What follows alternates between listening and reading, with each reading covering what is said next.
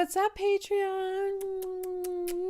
Welcome back to another awesome video. Wow, I love the topic that's optimal for me to talk to you about today.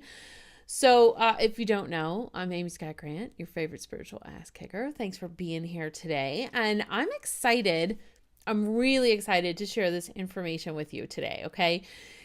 We are talking today about one of the most misunderstood parts of you that exists. And I'm really going to challenge you to think of this part of you differently today, okay? So we're talking about reframing the ego. What? I know. There's a lot of spiritual teachers out there who will tell you that they speak of the ego in a very negative way. Oh, it's so ego-driven. Oh, that's just ego talking. Ego. They ain't got nothing good to say about your ego. But guess what? I'm here to tell you, believe it or not, this is the truth, and you could check me on this. Pull out your handy-dandy favorite pendulum and try it on out. Because your ego is actually your greatest ally. What? Boom. Mic drop.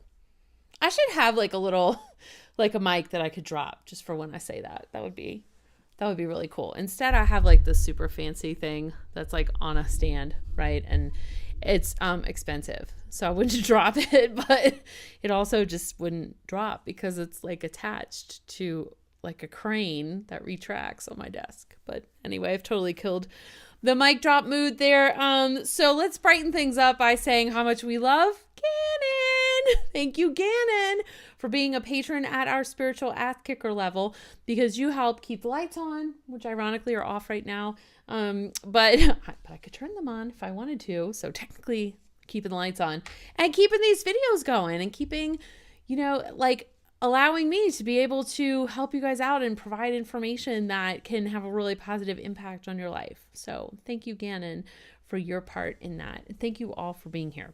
Now I have notes. So if I look to the side, look up and down, it's because I'm referencing my notes because I don't want to miss anything as we're talking about this super important topic today. Okay. So the ego gets a really bad rap, but I'm going to challenge you today. I want to show you why your ego is really your greatest ally. And I'm going to challenge you today to think about that ego differently. Okay. So here's why I know that your ego loves you and would do anything for you. Okay. Because that's its job. That's actually why the ego exists. I know, I told you, the ego is grossly misunderstood. That's why you're like, what? I can't even get my head around what she's saying right now. So just stay with me, okay? Because we were taught that ego's bad, that too much ego leads to egomania, which are people who are conceited and full of themselves and think of no one else but themselves, and that this is a bad thing and that it's not spiritual and that ego has no place and no business in a spiritual person's life. But that's not true, okay? And this is, in a way, it's kind of related to what I don't like about A Course in Miracles, is that A Course in Miracles tells you that you're divine, you're perfect, except you have this one little flaw.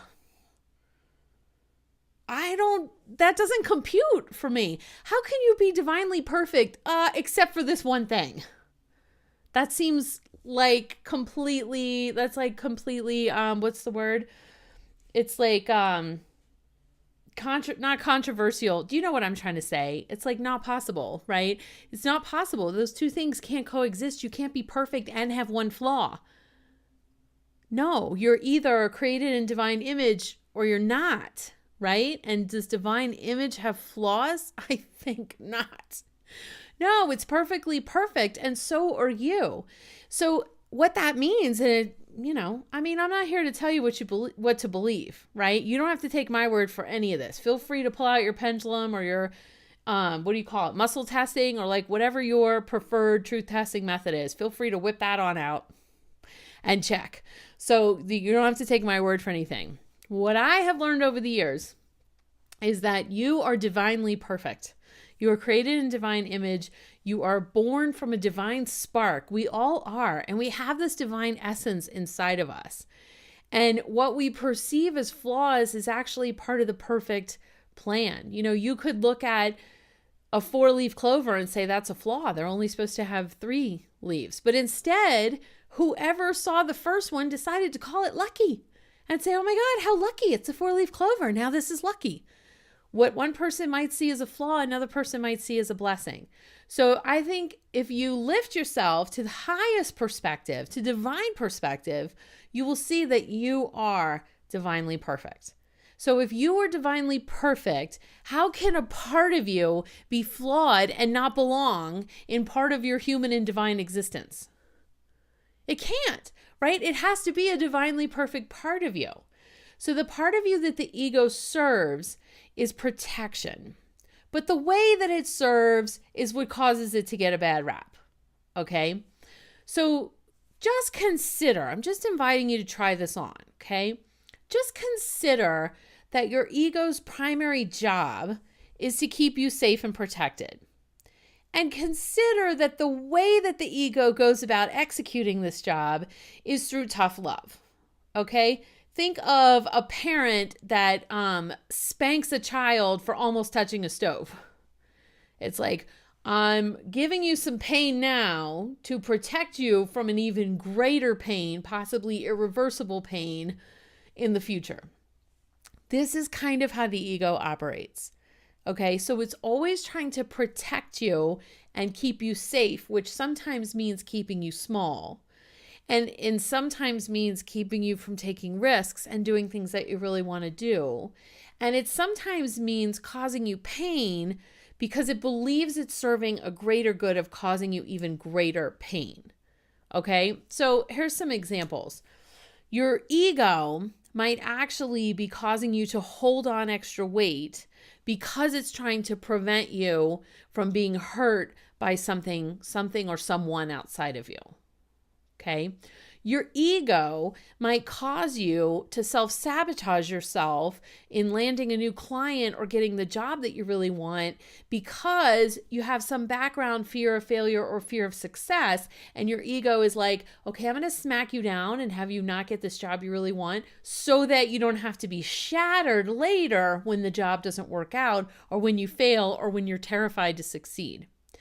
So the ego is always watching out for your best interest. It's just the way that it goes about doing that can cause us a lot of frustration and like aggravation, like we feel almost impotent, like we can't move forward because we're being cock-blocked by our own ego, for lack of a better term. All right, so your ego will act out if it feels threatened, and by it I mean you.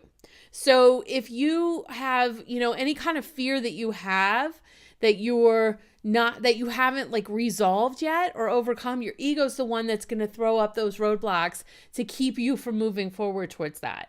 Okay. If it perceives a threat, it will throw on a smackdown or self-sabotage or have shit go wrong, like very wrong, or make you get ill or throw up a huge distraction in order to keep you away from what it perceives as a greater danger. If you start to look at the ego from this perspective, you're going to have moments like this. Oh, I see why that happened. I get what's going on here. So what I'm hoping to do with this information is to give you a greater understanding of your ego, which is a part of you and therefore is divinely perfect. Because if you can get in right relationship with your ego, you can do anything. Like you can really become unstoppable. Because most people are at odds with their ego. And they have like I said, these beliefs, these things that we were taught, don't be selfish. Don't be so self-centered. You're not thinking of anyone but yourself. Like all these things that most people tend to associate with the ego keeps us at odds with it, right? And we think it's something that we need to push away or smash down or keep at bay because it's no good for us and it's no part of our spiritual journey. But it's actually a huge and valuable part. Your ego is your greatest ally. It will never let anything bad happen to you, even if that means hurting you in order to avoid an even greater pain. This is how the ego operates, okay? All right, let me check my list. So what happens when we actually align with our ego? When you can create a right relationship and a partnership with your ego, your self-confidence increases. And I know a lot of people have fears like, you think, here's what most people think. I'm saying you, maybe not you, but probably you. Because most people think it's like, they don't think of self-confidence as a spectrum, which is really what it is. And you could be at any point on this spectrum. No. Most people think of self-confidence as keep it low. That's what we perceive as humble and modest, right? Keep that self-confidence really low. Keep our confidence in check. Otherwise become an egomaniac. We don't see the whole spectrum. There's like, oh my God, there's like an infinite points between both of those two extremes. Okay, so imagine if you were somewhere in the middle and you had a healthy, beautiful, vibrant relationship with yourself and you were able to objectively see yourself like, wow, I'm really good at some things. I'm really not good at some things. And it didn't have to be like, God, I suck at this. I'm just the worst at this. What is wrong with me? Oh, I'm kind of good at this. Oh, better not tell anybody. They'll think I'm conceited. They'll think I'm full of myself. Okay? When you have a healthy relationship with your ego, look, this is why I can say things like, I am really freaking good at clearing blocks. I know that I am. And you can check on that and you can see I'm not saying that from a place of ego. I'm clear. I'm really good at it.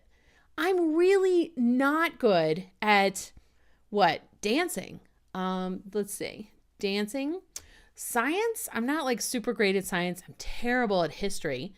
And I cannot find lost items intuitively.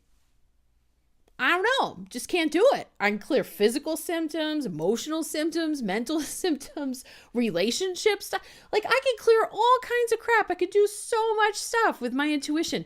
Cannot find lost items. And you can hear how I can say that with neutrality. I'm not saying like, God, I suck. I'm like the worst at finding lost items. I don't know what's wrong with me. I just can't do it. No, it's just a matter of fact. I've tried it a million different ways. I can't work it. So I'm like, clearly this is not one of my gifts. And my right relationship with my ego is what allows me to see things that I'm really good at and things that I'm really not good at and be okay with that. And things that, maybe I could get better at or I'm not good at, but I'd like to learn and I believe that I can learn. So it really puts you in that middle healthy space in terms of confidence, self-esteem, and self-awareness. All right, I'm through that one. The next one is, this is really important. Being in right relationship with your ego is going to be necessary in order for you to do the work that you have set out to do in 2018. Okay, or in whatever year you happen to be watching this. I'm just taping it at the beginning of 2018 because right relationship with your ego is what will allow you to feel confident, to know what your strengths are and what you're good at. How can you bring your strengths to the world if you can't even acknowledge them as strengths? If you're like, I don't want to look conceited, so I can't really tell people that I'm super good at medical healing, or that I'm really good at past life regression, or that I'm a total badass at channeling. Can't say that. People will think I'm full of myself. I'll sound too much like so-and-so, insert name of person you don't like because you think they're obnoxious, right? So you need that good relationship with your ego in order to feel confident about what you're bringing to the world, in order for you to be able to speak to people about what it is that you can do for them and how you can help them. And guess what? In order to be able to ask for the payment so that you can keep your lights on, so that you can pay your bills, so that you can be paid what your time and talents are worth. Because there's way too many people calling themselves spiritual healers that ain't making any money at it. And they're broke and they're starving. They don't have a good relationship with their ego. So they don't have their ego on board and aligned with them. So their ego's constantly fighting them. They're at odds. This results in internal mental conflict. You can't move forward. You can't be successful. Okay. So it's also necessary to be in right relationship with your ego is necessary for you to do the work that you need to do this year to show up, to be visible in the world, to be able to say, hey, here I am. Here's what I can do. Here's how I can help you. Here's what I bring to the table. Without having all this back chatter about, oh, did that sound like I was too full of myself? And I need to make it more about them and less about me. And it's like, here's how I could solve your problem. When I tell that to people, it's very matter of fact, right? And when I'm in a session and people are like, oh my God, you're really like, that's amazing. And I'm like, I'm really good at this. It's not like matter of fact. I'm not compensating for anything. I'm like, yeah, that's why I charge what I charge, because I'm really good at this. Okay. And it didn't happen overnight, right? It's a process. So, I mean, I didn't get in right relationship with my ego like in an instant. It's work, just like a marriage, just like any kind of relationship. It is work. So you got to want it. But I'm telling you, this is necessary for your visibility work, for you to be able to show up in the world this year. Okay. And it's necessary for your success.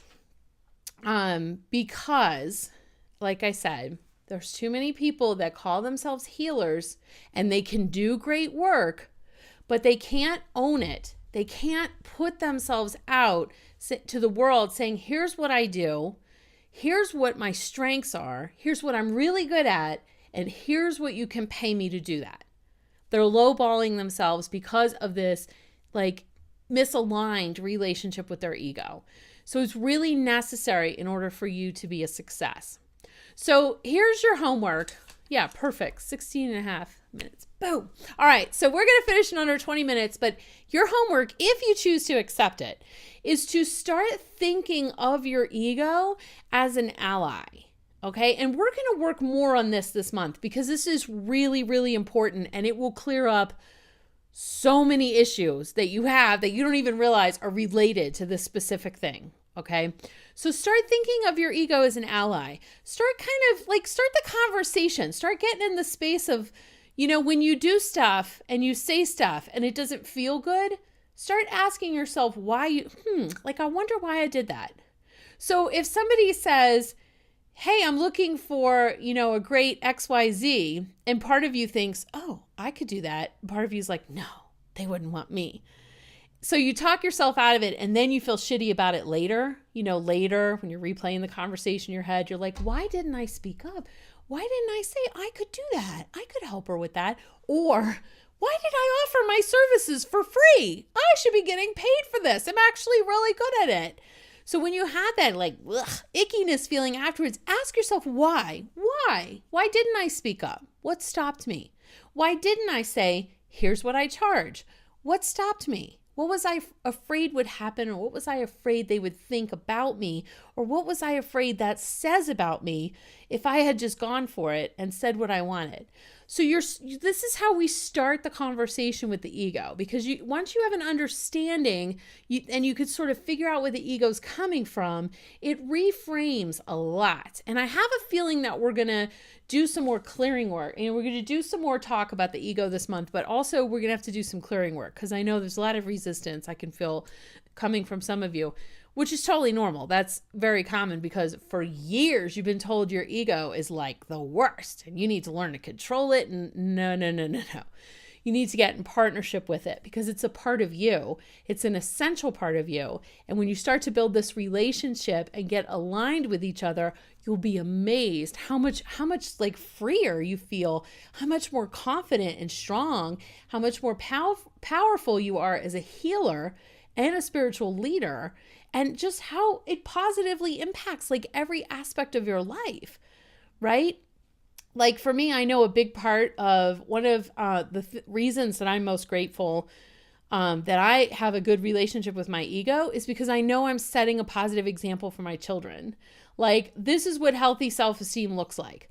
I'm not a dick, and I'm not like a wishy-washy, whiny, like sad sack, whatever, right? So it's like, this is what's a balanced relationship with ego. So I demonstrate that to them every day, right? So I feel like that's like, to me, one of my biggest blessings in being in right relationship with the ego. Oh, and believe me, it's nice to charge $850 an hour for healing work too. I couldn't do that if I wasn't in right relationship with my ego, but I understand the value of the work that I can do and what I bring to the table, so I can talk to people about that clear and confidently. Okay. So yes, that's your homework, to start thinking about your ego as an ally and notice why it prompts you to do certain things and what greater harm is it protecting you from, because that'll give you a lot of clues into what to clear. So think on that, chew on that. I'd love to see your comments, and tell me if this is resonating with you, and I'll see you in the next video where we'll explore this a little bit further.